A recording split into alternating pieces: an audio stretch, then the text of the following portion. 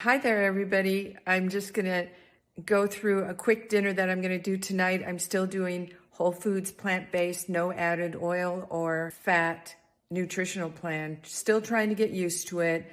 Tonight I'm going to make something that I can put in a pot and let it cook. It's actually split pea soup from the Moose Wood cookbook. Moose Wood is an older cookbook for vegans and vegetarians. It is known for some of the most delicious recipes, and I expect this is going to be very good. So it's going to be, let me turn this around for you. So this is going to be a split pea soup. It's going to be quite tasty, I bet, for several reasons. Number one, we're going to use green split peas, but I didn't have enough. I need 3 cups, so I'm going to use some of these yellow split peas with it also. It will then have some onions. I'm going to mince that garlic here with my trusty grater that I do every time. I'm going to grate that right into my soup. It's going to have some carrots, some potatoes. They said you could maybe choose to not put the potatoes and consider using some frozen peas. And at the end, we'll be using the immersion blender to just blend part of it so it'll still be a little bit chunky, a little bit of a thicker soup because of the immersion blender. We're going to top it at the end with some cilantro and some diced tomatoes or sliced tomatoes. I'm going to cut these up really fine. It called for a regular diced tomato, but mine aren't ripe this evening, so I'm not going to use those. But these always have a lot of great flavor. These are the cherry tomatoes that I get every week that are organic also.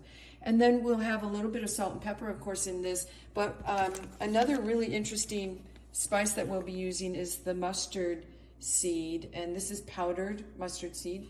And that should give it a little bit of sharpness to it. We'll see what happens with that. Even mustard, regular mustard, I bet would be delicious in it. So we'll just use those things and see how this goes. I'm going to be making a loaf of crusty bread to go with it while the soup is cooking. So let's see what happens here. And I just looked it up and it says that I can substitute a little bit of thyme, basil, and oregano. This is not the oregano that comes from Spice Island. Actually, it's dried oregano that I dried myself in the Dominican Republic from the garden that we had where we stayed. And so it's very fresh, it's very, very fragrant. And I'll be using those in place of bay leaf. I also used in the broth for this recipe, I had a little bit of some water that I steamed some vegetables in earlier in the week, and I had that in my refrigerator. So I used a little bit of that. Oh, you can't really tell. But I used a little bit of broth from the refrigerator that I had from some steamed vegetables earlier in the week. And that will give a little bit of extra nutrients. I'm a little surprised it didn't call for something like that in this recipe. And then I put the dried mustard in here also. We'll let that cook for a few minutes and then we'll add the rest of the veggies while I'm working on the crusty bread. There we have it. Again, I'm always looking for ways to add antioxidants to foods, and anytime you can add a little bit of spice, that kind of spread out over the top of my pan there, but anytime you can add a little bit of herbs or spices, even a 1/4 teaspoon is such an addition to your meal and the nutrients that you'll get from that meal. So 1/4 teaspoon of each of those. Actually, I used more like a 1/2 teaspoon of each of those. Okay. So my split pea soup has been simmering for probably close to an hour now altogether, between just the split peas by themselves and then all the veggies in there with the herbs and spices. So I'm going to go ahead and use my immersion blender, which I really love. I used to take about half of this out and then cool it and then put it in my blender and blend it. But this is so much easier. I'm really appreciating this little immersion blender. So you might want to consider, if you're doing a lot of blending, smoothies and especially a soup because you just want to do partially plant. You still want to have the thickness of the soup, but you still want to have the chunkiness. That's really nice to have. And you can see it's starting to get thicker in there. And then we're going to put it in bowls and serve it with the tomatoes and parsley over.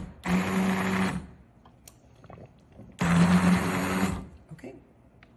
So this is, as you can see, a nice thick split pea soup.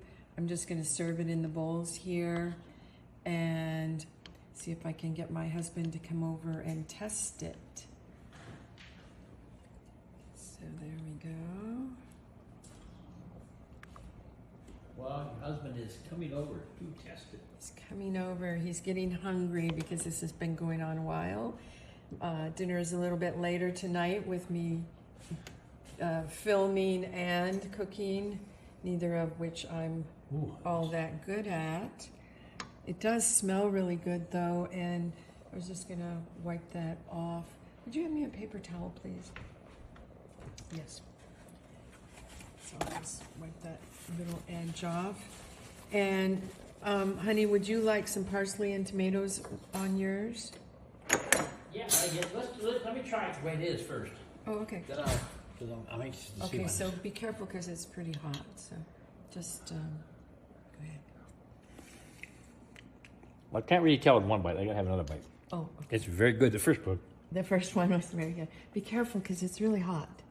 It's very If good. you burn your mouth, you won't be No. able to taste the rest. No, it's very good. I'm gonna put some Okay, tomatoes in it. tomatoes, sure. Just some tomatoes on top. They say you can mix the tomatoes into the soup, but I really like them a little bit fresh like this on top. And the same with the parsley. I like the green. Yeah, I like it fresh on top. I think it's a different a little taste. salt on my tomatoes. It's a different taste, and so Wow, that's you gonna know, be it just depends delicious. on your preference of taste. Okay, honey. I think the soup's gonna be great. Thank you. Okay. Looks delicious. Our bread is in the oven cooking. I'll maybe give you a little show. With a slice? Not yet. No slices yet, but it's turning out. Oops, beautiful.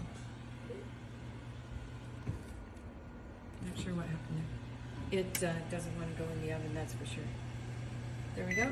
So I just finished. I took the bread out of the oven. It was on this pan with the parchment paper.